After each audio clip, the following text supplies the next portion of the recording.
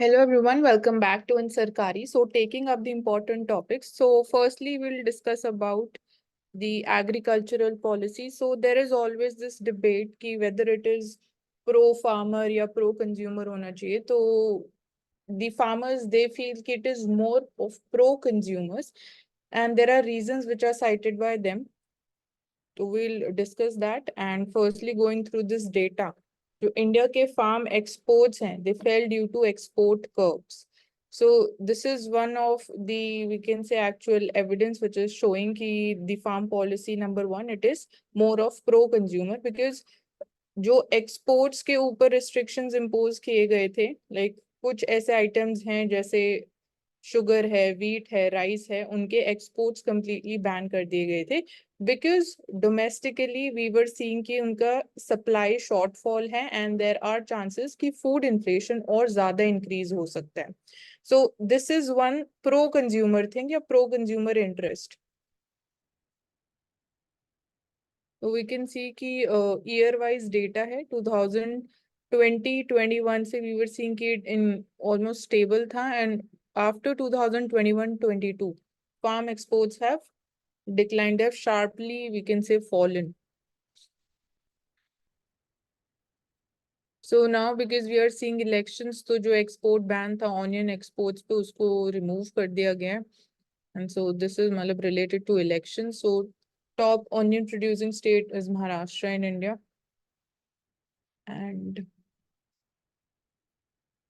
so currently we are having the export restrictions on wheat, rice and sugar. तो ये तीन ऐसी ये main commodities हैं. और डिबेट यही है कि प्रो फार्मर की प्रो कंज्यूमर, कि फार्मर्स के अगर एक्सपोर्ट नहीं कर पाएंगे कॉम्पिटिटिव प्राइसेस पे, तो फर्स्टली एक तो उनकी इनकम के ऊपर डायरेक्ट इम्पैक्ट होता है, and also on the next production cycle.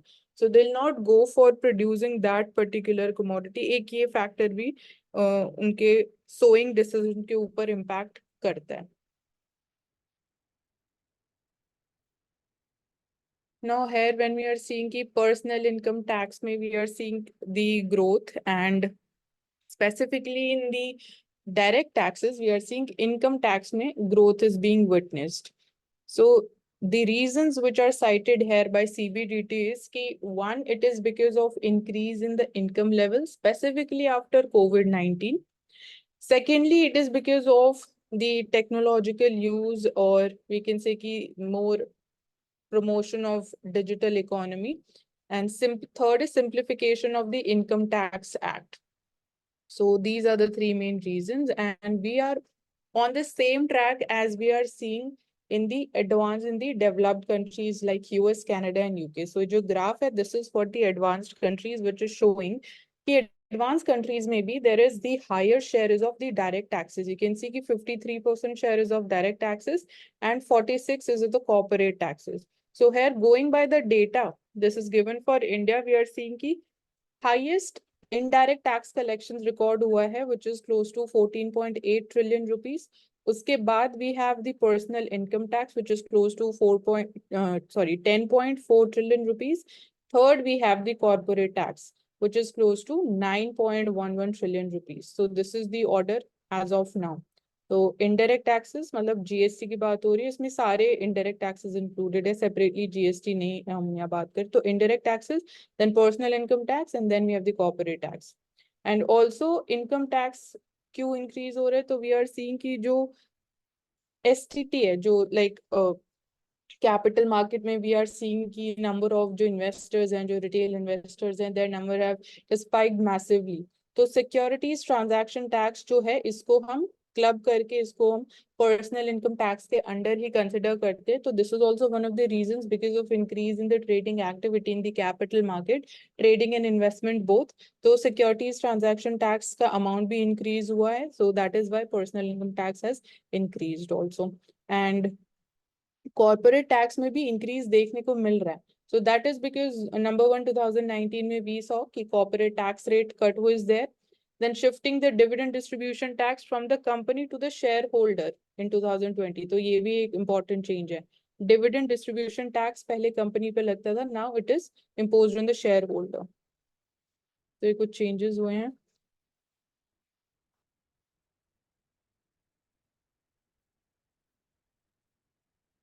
So regulator tightens the points of entry for the food shipments. So here the role of Food Safety and Standards Authority of India becomes important.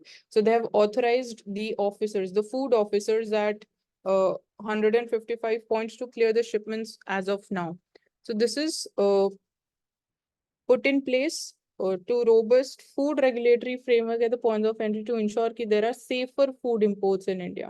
Because quality of food is being debated. यहाँ पे खाली imports की बात हो रही है, but जब हम manufacturing की भी बात करते हैं तो we have talked about कि जैसे जो मसालास यूज किए जाते हैं उसमें we are seeing ethylene oxide is being found, which is again beyond the safer limits. And then जो export pharmaceutical exports में quality, drug quality, that is also debated कि जो cough syrups हमने export किए थे they were found to be toxic. And तो यहाँ पे imports safety के लिए we are seeing कि FSSAI it has cracked down on food imports, saying it has authorized the officers at only 155 points to clear the shipments. So their number, it should increase, and more regulatory and strict implementation of the acts and the standards that we already have in case of the food processing industries is very important. When we also talk about one category, with the keyword that is used is the high fat, sugar and salt content is in the food items. So which is again, we can say ki leading to more of non-communicable diseases also. So mentioning of the nutritional, the standards behind the packets, that is important thing, and generating more awareness. So there are like proper details, trans fats, unsaturated fats. So वो सब we should be knowing about कि safer limits क्या है and how harmful it can be. Hyperloop की बात करते तो this idea was it was proposed by for the first time it was proposed by I think Elon Musk ने propose किया था. तो how it is going to work अभी this has not been implemented. So Hyperloop involves low pressure tube system है with magnetically levitated vehicles. So low pressure we can remember, and magnetically it will be used. Second, we are seeing कि जो speed है, it can reach the speeds of up to 1000 kilometer per hour, and it can be used for again the freight and even for the passengers travel. So yes, it is mentioned here. Elon Musk, he proposed this idea in 2013 for the first time, but this has not been commercialized. So we are seeing testing and all of that being done. Like this is Asia's first Hyperloop test track at IIT Madras. So we should just know about the working and the details about the Hyperloop. And prototype पे भी we are working. तो इसमें यही important है कि low pressure tube system है, जो वहाँ पर लिखा हुआ था वैक्यूम, जो पीटी में गलत है, लो प्रेशर होता है, और फिर 1000 किलोमीटर पर आवर स्पीड है बस। हाँ वैक्यूम नहीं है, ठीक एंड है इस राइट. वैक्यूम में हम बोल सकते हैं, वैक्यूम में जो ट्रेन, मैग्नेटिक ट्रेन चलने की बात कर रहे थे, उसमें वो जब चलेगी तो उसकी स्पीड साउंड की स्पीड के बराबर हो जाएगी। अब हाँ तो वैक्यूम इसमें हो ही नहीं सकता ना औशिक, कभी। हाँ नहीं, औशिक इसमें आई थिंक अलग टाइप्स हैं, ये लो प्रेशर भी होता है और वैक्यूम वाला भी होता है. एक बार इसको वेरीफाई कर लेंगे फिर से ऑफिशियल सोर्स से. वेरी लो प्रेशर वैक्यूम हो ही नहीं सकता मेरे हिसाब से, मतलब हो ही नहीं सकता। उसे के लिए तो प्रेशर जीरो होना मतलब होता है वैक्यूम, एक तरह से। ठीक है, देख लेंगे। हाँ हाँ चेक कर लेंगे. ओके, डायरेक्ट सेलिंग इंडस्ट्री की बात की जा रही है. तो rein in the direct selling industry, तो यहाँ पे मेजरली कंज्यूमर इंटरेस्ट के प्रोटेक्शन की बात की जा रही है. तो one we have the act is the consumer protection act of 2019. तो डायरेक्ट सेलिंग इंडस्ट्री में यही है कि प्राइसिंग रिलेटेड या जो क्वालिटी रिलेटेड कंसर्न्स हो सकते हैं, दैट माइट बी ओवरलुक. तो सेलिंग या फिर ऐसी एंटिटीज, या फिर हम बात करते हैं जब ई कॉमर्स साइट्स पे भी, तो their regulation is being talked about. तो एक हमारे लिए यहाँ पे नई चीज जो है, पिरामिड स्कीम क्या है. तो pyramid scheme, it refers to the fraudulent business model that recruits members via a promise of payment or service for enrolling others into the scheme rather than supplying the investments or the sale of product. तो एक तरीके से indirectly अपने business को ऐसे grow करते हैं.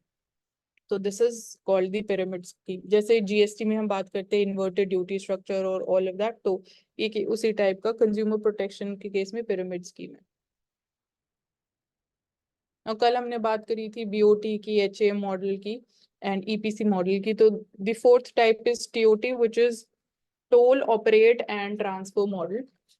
सो यहाँ पे भी हाईवेज कंस्ट्रक्शन में वी आर सीइंग कि टीओटी का ऑल्दो इंडिया में इतना ज्यादा वी आर नॉट सीइंग कि ऐसे ज्यादा प्रोजेक्ट्स अनाउंस किए गए। यहाँ पे आप 4 बंडल्स देख सकते हो जो अनाउंस किए गए थे 2023-24 में। तो वी आर सीइंग कि monetisation of the assets through the TOT model भी इंक्रीज करने की बात की जा रही है, अपार्ट फ्रॉम जो हमने कल देखा बीओटी में कि 10% टारगेट हैज बीन सेट। तो talking about the features of TOT, तो जो right to collection of fees है that lies with the developer, या हम जो टर्म यूज किया था कल भी, कंसेशनर। तो concessionaire is the developer for 20 years, जो भी अमाउंट वो मतलब इन्वेस्ट करते हैं तो 20 ईयर्स के लिए they have the right to collection of fees. And जो ऑपरेशन और जो मेंटेनेंस ऑब्लिगेशन है ऑफ द प्रोजेक्ट्स या of the roads, that also lies with the developer in this case. Now एक और यहाँ पे कीवर्ड मेंशन्ड है, national investment and infrastructure trust. तो इसकी बात करें, So this is India's first sovereign wealth fund है जिसको 2015 में establish किया गया, and one of the major objectives is कि infrastructure financing in the 3 types, greenfield projects, brownfield projects और जो stalled projects हैं, उन सब में जो हमारी financing needs हैं उसको लेके आना, उसको fulfill करना, this is one of the main objective of this fund, and it is registered as alternative investment fund with the SEBI, and it provides again जो बोला अभी long term capital needs, financial needs, and इसमें 49% share is held by the government. Now national investment और infrastructure fund की 3 categories होती हैं। पहला होता है मास्टर फंड। तो मास्टर फंड मेजरली इन्वेस्ट करता है इंफ्रास्ट्रक्चर प्रोजेक्ट्स के अंदर। सेकंड है फंड ऑफ फंड्स। अगर नाम से ही समझे, इसको डिराइव या डीकंस्ट्रक्ट करे, ब्रेक करके सोचे, तो नेशनल इन्वेस्टमेंट इंफ्रास्ट्रक्चर एक फंड है। तो फंड ऑफ फंड्स मतलब ये भी एक फंड में आगे इन्वेस्ट करेंगे। For example it can be mutual fund also. So fund of funds invest in funds, and जो एक अगेन यहाँ पे की टर्म आएगा, they become anchor investors when they are investing in another fund. Third type इसके under जो होता है वो है स्ट्रैटेजिक फंड्स। तो they majorly invest in equity segment. तो ये 3 सब कैटेगरीज अंडर NIIF। बाकी यहाँ पे ये जो हमने कल बाकी इंपॉर्टेंट पॉइंट्स डिस्कस किए थे। Now fiscal deficit, again this is one of the important topics for the day. तो फिस्कल डेफिसिट, फर्स्टली फॉर्मूला यहाँ पे क्लैरिटी होनी चाहिए। Fiscal deficit is equal to total expenditure minus total revenue. Simple terms में जब हम deficit की बात करते हैं कि आपका एक्सपेंडिचर ज्यादा है कंपेयर टू योर इनकम, तो टोटल एक्सपेंडिचर, इसमें दोनों कैटेगरीज आएंगी, revenue expenditure and capital expenditure. तो ये सिंपल है, इसका बस हमें टोटल करके वो लिखना है, माइनस टोटल रिसिप्ट्स की हमने बात करी। तो टोटल रिसिप्ट्स में भी कैपिटल और रेवेन्यू रिसिप्ट्स होंगी। इसमें ये है कि टोटल रेवेन्यू रिसिप्ट्स हम लेंगे, प्लस उसमें हम बस non debt creating capital receipts लेंगे। मतलब जो गवर्नमेंट बोरोइंग्स करती है, गवर्नमेंट जो लोन्स लेती है, उसको हम कैपिटल रिसिप्ट में कंसिडर नहीं करेंगे, या उसको हम बोलते हैं नॉन डेट, बिकॉज गवर्नमेंट को लोन्स जो है वो after a period of time they have to repay that. तो एक तरीके से वो उनकी इनकम नहीं है, तो इसीलिए we subtract the total borrowings, and that's how we get the fiscal deficit. Now going by this data, जो ग्राफ आप देख रहे हो अपने सामने, यू कैन सी कि we are seeing consistent decline in our fiscal deficit since financial year 2021। Level था 9.2% and now it is decline to 5.8% in financial year 2024 as per these revised estimates. तो इसके बाद एक और एस्टिमेट, फाइनल एस्टिमेट हमारे पास आएगा in the next financial year. And now going by the reasons, fiscal deficit में जो ये आप कंसिस्टेंट डिक्लाइन देख रहे हो, रीजंस क्या है इसके पीछे? तो one is we are seeing कि रेवेन्यू एक्सपेंडिचर में डिक्लाइन आई है, फॉर एग्जांपल सब्सिडीज की अगर हम बात करें, and we at the same time we are seeing कि रेवेन्यू रिसिप्ट्स जो रिकॉर्ड की गई, they have been higher than the revenue expenditure. So this is one thing. Second reason is we are seeing high tax revenue growth, and उसमें specifically direct taxes में income tax growth is one of the major reasons why fiscal deficit is declining. Third is non-tax में 27% increase in the dividends from the CPSEs has been witnessed. तो ये 3 major reason है of the decline in the fiscal deficit, and we have seen कि formula क्या होता है। Now pulse imports की हम बात करते हैं, pulses imports, या जो गवर्नमेंट चाहती है कि पल्सेस में हम सेल्फ सफिशिएंसी का टारगेट लेके चल रहे हैं बाय 2027। सो उसके लिए एक ये मेजर लिया गया था कि जो इम्पोर्ट ड्यूटीज थी वो इम्पोज की गई थी, मतलब बहुत हायर अमाउंट की, सो दैट जो डोमेस्टिकली फार्मर्स को हम एनकरेज कर सके for the production, for the cultivation of pulses. क्योंकि अगर इम्पोर्ट ड्यूटी बहुत ज्यादा हाई रहेगी, आप देख सकते हो 66% देसी चना पे इम्पोर्ट ड्यूटी इम्पोज की गई थी, तो जितनी ज्यादा इम्पोर्ट ड्यूटी होगी उनका डोमेस्टिक मार्केट में प्राइस उतना ज्यादा होगा। And we as consumer we go for the lowest prices, या जो अगेन क्वालिटी भी एक कंसर्न होता है बट प्राइसेस भी एक मेजर कंसर्न है। तो इसीलिए the such we can say कि yellow pea vacancy attracted a duty of 50% which was imposed in 2017. So here we, when we're talking about the pulses and the imports, so we see कि since 2018-19 value terms में pulse imports it has jumped by 97% in terms of value. In terms of volume in the last 6 years we are seeing it has been the highest level पे pulse import India कर रहा है as of financial year 2024. And when we talking about different varieties of pulses and कौन सी country से हम import कर रहे हैं, तो red lentil Canada से import करते हैं, yellow pea from Russia and Turkey, and जो बाकी varieties हैं Myanmar, Australia, Mozambique and Tanzania, तो यही countries हैं जिनसे हम pulses import करते हैं। एंड पल्सेस जो हैं they are grown throughout the year, मतलब राबी क्रॉप भी है और खारिफ क्रॉप भी है। इसमें राबी का शेयर 60% है, खारिफ का 40%। तो खारिफ में 3 वैरायटीज है मेजरली, मूंग, उड़द एंड तूर जो ग्रो करते हैं। और जो 20% इंडिया का फूड ग्रेन्स है उसमें 20% area is again under the pulses cultivation. Self sufficiency target in production of pulses by 2027। Top states कौन सी है, टॉप पल्सेस प्रोड्यूसिंग स्टेट्स? तो फर्स्ट पे Madhya Pradesh, then Maharashtra, Rajasthan and UP. And India में जब हम डोमेस्टिक प्रोडक्शन की बात करते हैं तो हम कौन सा ज्यादा ग्रो कर रहे हैं, तो उसमें जो 40% शेयर है वो है ग्राम का, ग्राम जिसको हम चना भी बोलते हैं। उसके बाद 15 to 20% शेयर है तूर और अरहर का, एंड थर्ड 8 to 10% शेयर है मूंग एंड उड़द का। तो टॉप पे चना या ग्राम, then tur and arhar, and then moong and urad. And pulses जो हैं they come under the MSP also, and these are procured by NAFED. तो ये important details about the pulses imports and their domestic production. Now coming to lithium, तो as we see कि lithium critical mineral भी है, we can call it as a strategic mineral also. And as you know कि India being the world's 3rd biggest carbon emitter, we have listed 30 minerals which are again critical minerals for us, which is important for our economic growth and its stability. तो इसमें lithium is also one of them. And India में जब हम बात करते हैं production की, तो we are not producing. Last year only we discovered for the first time lithium reserves Jammu and Kashmir में in the Reasi district. इसके बाद it was discovered in Rajasthan also, and then we are exploring की possibility है झारखंड में भी हो सकता है। तो we are right now 100% import dependent as far as lithium is concerned, and 70 to 80% import हम चाइना से कर रहे हैं। Now properties of lithium की बात करें तो high reactivity है, लो डेंसिटी है, light weight, it is an alkali and non ferrous metal, इसको हम वाइट गोल्ड भी बोलते हैं। एंड वी नो कि इलेक्ट्रिक व्हीकल बैटरीज में इसका मेजरली एक मेजर रॉ मटेरियल कंपोनेंट है, बट नॉन रिचार्जेबल बैटरीज में भी इसका इक्वल सिग्निफिकेंस है। फॉर एग्जाम्पल कहाँ हम नॉन रिचार्जेबल बैटरीज में लिथियम को यूज कर रहे हैं, हार्ट पेस मेकर्स में, टॉयज में।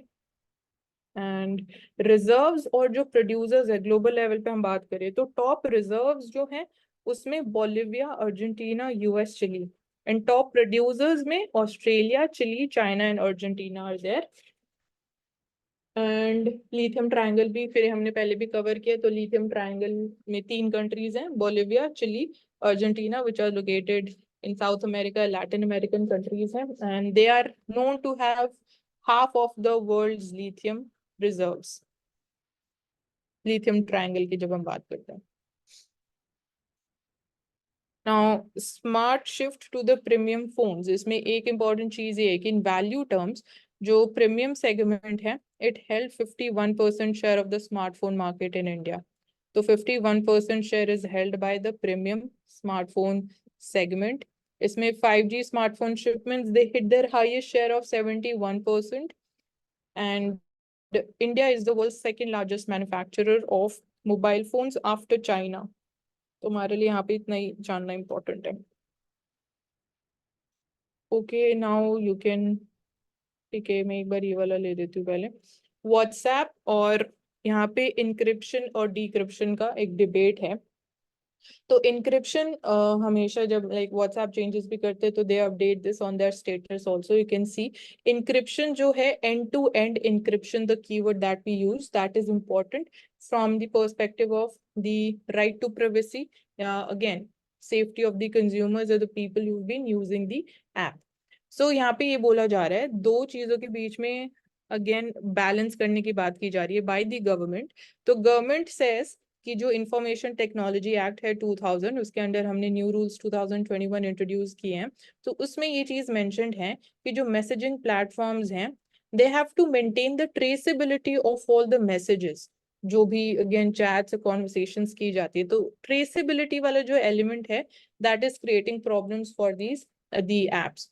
तो they are saying कि end-to-end encryption necessary है to maintain the user privacy, but government बोल रहे कि we need to have this balance between privacy also and the traceability of online safety या जो harmful content, misinformation that is being spread. जैसे कि WhatsApp के case में भी सौ की जो forwarding of messages था उस पर लिमिट लगा दी गई कि आप इसको 4 या 5 बार ही आगे फॉरवर्ड कर सकते हैं एक पर्टिकुलर मैसेज को. तो वहां से डिबेट स्टार्ट हुआ कि ट्रेसेबिलिटी भी इक्वली सिग्निफिकेंट है. तो एक तरीके से बोल सकते हैं कि रीजनेबल रिस्ट्रिक्शन की तरह the balance can be achieved. तो कीवर्ड है identification the first originator of the messages. आप मिसयूज नहीं कर सकते हो जो आपको प्रोटेक्शन दी जा रही है under the right to privacy. So इसलिए नोइंग कि हु इज द ओरिजिनल, मतलब कहाँ से इंफॉर्मेशन, अगर एक कोई रूमर स्प्रेड किया जा रहा है तो कहाँ से ओरिजिनेट हुआ, तो knowing that is equally important. बाकी यहाँ पे एग्जांपल दिया हुआ है कि बाकी like there are 5 countries like UAE, Oman, Iran, they are not allowing WhatsApp to be used in their countries. And बाकी कंट्रीज भी हैं वहां पे भी सिमिलर जो अभी हमने आईटी एक्ट के अंडर इंट्रोड्यूस किया अबाउट द ट्रेसेबिलिटी, बाकी एडवांस कंट्रीज में भी ऐसा ही सिस्टम फंक्शन कर रहा है. तो this is the thing.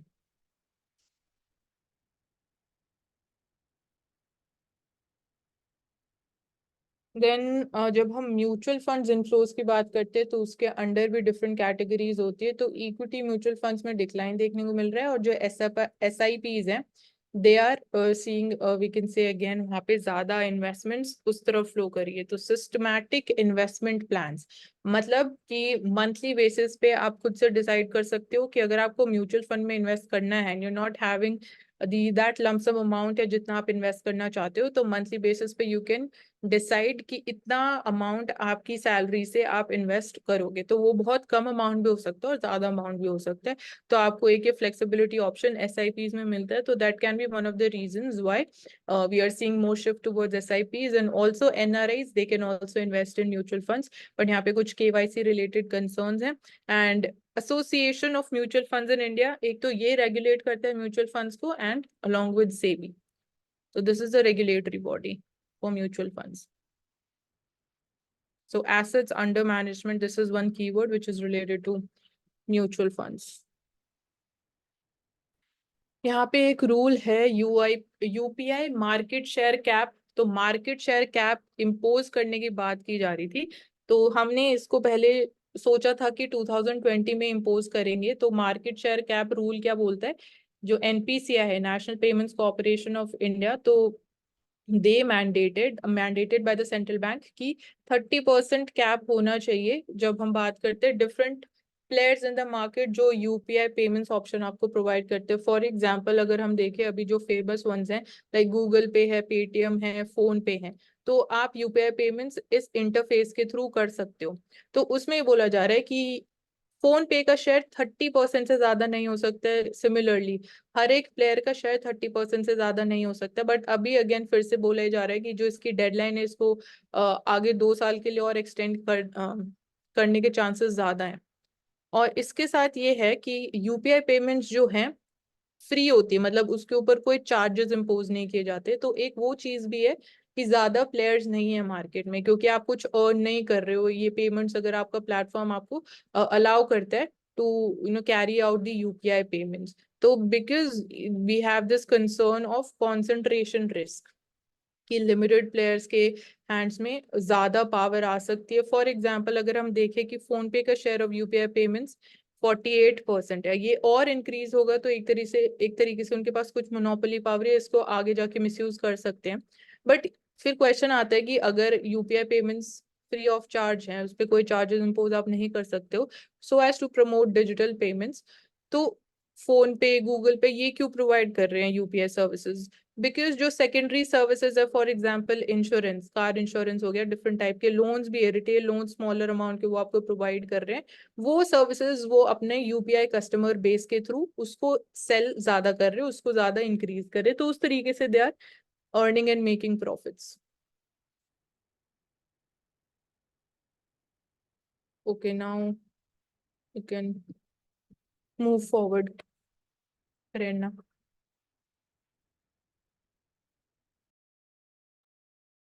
So this first article from The Hindu, it talks about an AI-infused world needs matching cybersecurity.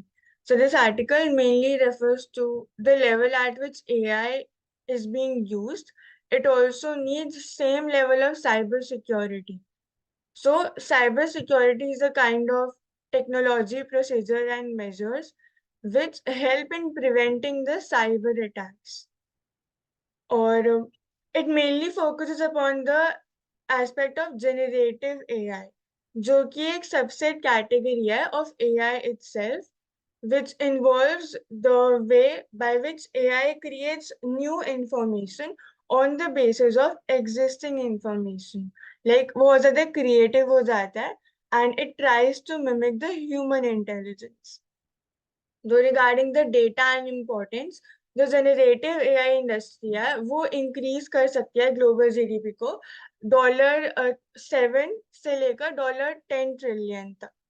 तो that is why it will give a huge economic boost, but साथ ही साथ it also has major implications and challenges. For example, fake जो voices create करी जाती हैं और जो copyright के issues होते हैं regarding the content etc. Fake information, misinformation, all these aspects are involved in this.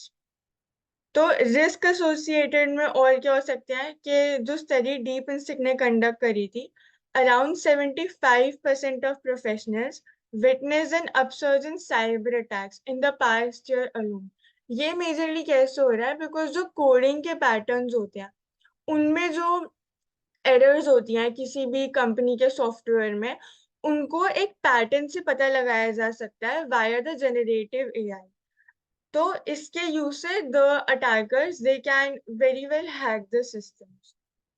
And also generative AI में second main cognitive behavioural manipulation भी इन्वॉल्व है, like voice activation toys gadgets जो encourage करते हैं dangerous behaviours in children. तो which is why this system becomes very complex. Benefits की बात करें तो बहुत ज्यादा प्रोडक्टिविटी इंक्रीज हुई है after the use of AI and better functioning हो जाती है वर्क्स की, इजी हो जाता है task to create new models etcetera. Talking about declaration, इसके प्रिवेंशन के लिए the prevention of misuse of AI एक ब्लेचले डिक्लेरेशन है. तो इसमें वर्ल्ड लीडर्स ने they initiated this collaborative effort to understand the potential catastrophic harm जो कि एआई के यूटिलाइजेशन से हो सकता है. तो ये एआई सेफ्टी समिट पर इसको साइन करा था ब्लेचले डिक्लेरेशन को. Bletchley is the place in UK. तो द कंट्रीज दैट साइंड वो इंक्लूड करती है China, India, UAE, UK, US, European union, France और जर्मनी. तो mainly talking about the solutions, इसमें 2 to 3 सॉल्यूशंस दिए हुए हैं. The first one is regarding the watermark, like copyright के लिए और आइडेंटिफाई करने के लिए कि एक्चुअल में किसने उसको प्रोड्यूस करा है, कोई किसने उस इंफॉर्मेशन को रिलीज करा है एटसेट्रा, ताकि further steps can be taken. Then efforts should be made, collaborative efforts should be made जो इंस्टीट्यूशन है उनके बीच में और जो इंडस्ट्रियल स्टेक होल्डर्स हैं उनके बीच में, ताकि जो रियलिस्टिक, प्रैक्टिकल और इफेक्टिव फ्रेमवर्क है वो इशू हो सके. और पब्लिक का फीडबैक भी इम्पोर्टेंट है. देन थर्ड, डिजिटल अवेयरनेस बहुत ज्यादा इम्पोर्टेंट है. Like the person they themselves should know कि whether the information that they are seeking, is it, like, they should question it, no, rather than just believing it. And also they must report it अगर वो fake होती है, तो that also becomes an important thing. और non governmental organisations का भी इसमें important role आता है कि equip कर सके with the citizens with the essential tools of cyber literacy, ताकि जो digitally savvy citizenry है वो डेवलप हो सके.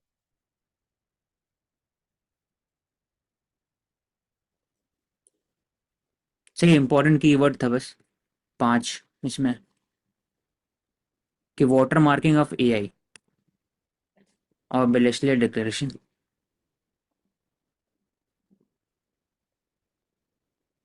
ठीक है, तो बेसिकली इसमें collaborative effort, government, institution, stakeholder, public awareness और comment from the public. Workshop पे digital fluency in the workspace, digital knowledge among the employees, digital savvy citizen, tools of digital literacy, इसको promote करना important है. तो AI as a chapter we can include in the computer science classes from the 5th 6th onward. कैसे work करता है ताकि बचपन से लोग पता रहे आर्टिफिशियल इंटेलिजेंस कैसे काम करता है. Continue. Next article is regarding the reservation system within the constitutional bounds. तो यहाँ पे इंक्लूजन की बात हो रही है of Muslims in the OBC quota. तो क्या वो अलाइन करता है with the constitution aim of social justice? इस आर्टिकल में मेनली 2-3 एस्पेक्ट्स हाईलाइट हो रहे हैं. एक तो दो जो कैप है, यानी कि जो अपर लिमिट है रिजर्वेशन पे, वो. Second is mainly regarding the sub categorisation. And third specifically sub categorisation से रिलेटेड ही है कि रिलीजन बेसिस पर क्या रिजर्वेशन मिलती है या नहीं. सो जो ये पूरा एम है, दिस इज लाइक एक अफर्मेटिव एक्शन है ये बाय द गवर्नमेंट, ताकि जो हिस्टोरिकल एट्रोसिटीज फेस करी है वेरियस कम्युनिटीज ने, उनको वो ओवरकम कर सके और सोशल जस्टिस को प्रोवाइड कर सके, इक्वालिटी को ग्रांट कर सके, जो कि गारंटीड है फंडामेंटल राइट्स में भी. स्पेसिफिकली रिजर्वेशन से जो आर्टिकल्स रिलेटेड हैं, दे आर आर्टिकल 15 एंड 16. वो गारंटी करते हैं equality to all citizens in any action by the state.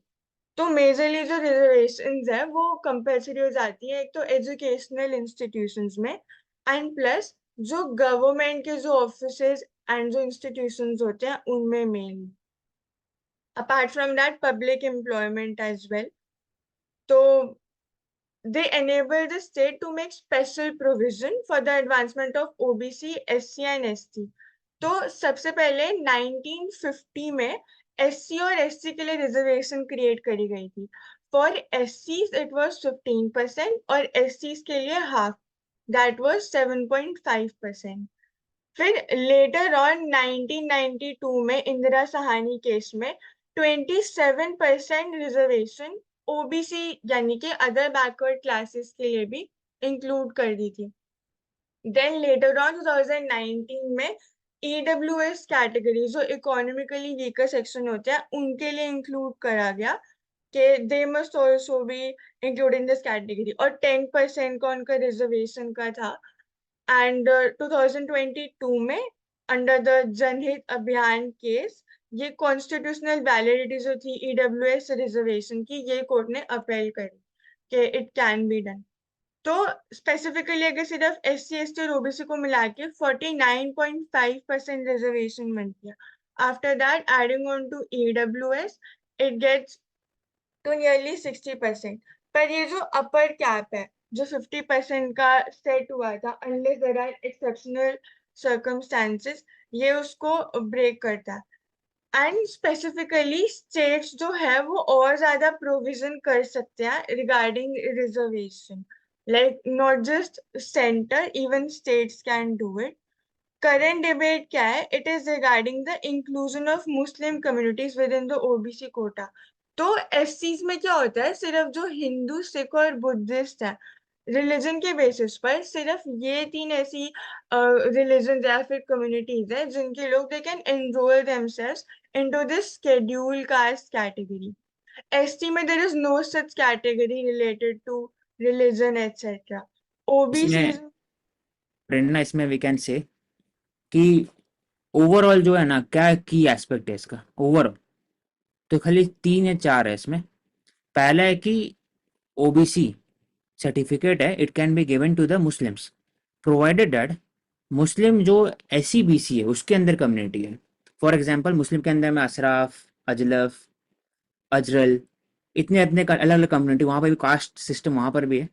तो जो कास्ट एससी बीसी के अंदर में आते हैं, मतलब सोशली एजुकेशनली बैकवर्ड कास्ट है, उसके अंदर में they are given reservation under the OBC reservation, not SC.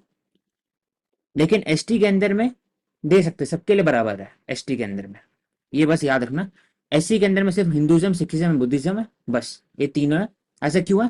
क्योंकि बाय द स्क्रिप्चर हिंदुज्म में एज अ कास्ट सिस्टम बोला गया था, and scripture does not allow Muslims and even Christian to discriminate on the basis of caste. That is why दोनों को reservation नहीं दिया गया एससी के अंदर में। अब ओबीसी के अंदर में भी प्रॉब्लम क्या हो रहा है यहाँ पर कि reservation for the Muslim, all Muslim community लिखा हुआ है, inclusion of all Muslim community. तो यहाँ क्वेश्चन उठता है कि हर मुस्लिम कम्युनिटी के अंदर में कोई एलिट सेक्शन होंगे, कोई बैकवर्ड होंगे, कोई अति पिछड़े होंगे। तो उसके अंदर डिफरेंशिएशन जैसे आप किए हिंदूज के अंदर, वैसे ही करना चाहिए उसके अंदर में। आप कुछ को एक कर दीजिए, for example West Bengal, UP, Bihar, हर जगह में भी मुस्लिम के अंदर बहुत सारी कम्युनिटी उनको दिया जाता है ओबीसी कोटा के अंदर में।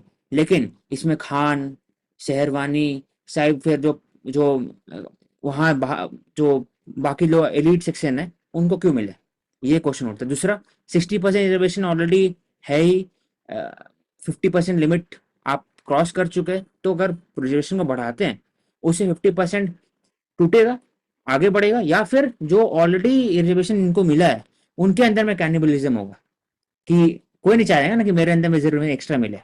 तो ये एक इशू हमेशा रहा है, 2-3 इशू है। एंड इसमें ये सब इसमें नहीं ले जाना कैटेगरी, चाहिए कॉन्सेप्ट। बोलो। सब कैटेगराइजेशन का पॉइंट भी इम्पोर्टेंट हो जाता है इसी केस में कि जो कम्युनिटीज है उनमें से एक्चुअली कितना रिप्रेजेंटेशन हो रहा है। मान लो जैसे 2600 कम्युनिटीज है, इनमें सिर्फ जो 1000 है उनका, इन 1000 कम्युनिटीज का जीरो रिप्रेजेंटेशन है in jobs etcetera with in the OBC category. तो यहाँ पे जो सब रिजर्वेशन की बात हो रही थी कि एससी, एसटी, ओबीसी के अंडर में जो क्लासेस है उनमें भी रिजर्वेशन कितना होना चाहिए। तो दैट वाज हाँ, आल्सो अ प्रपोजल। और दूसरा भी वर्ल्ड में कुछ कंट्री, यूएस, जहाँ पर अफर्मेटिव एक्शन दिया जा रहा था पहले वहां पर, लेकिन अब उसको हटा दिया गया by the US Supreme Court decision, कि वहाँ race based quota, it is a violative of equal protection of clause under US constitution. Similarly in France they do not have affirmative action based on race and ethnicity. Only India provides affirmative action on the base of not race and ethnicity, only on the basis of socio educationally backward classes, socio educationally and economically आएगी EWS भी। तो ये cast नहीं लिखा हुआ है कहीं पर, सोशो इकोनॉमिक, सोशो एजुकेशनल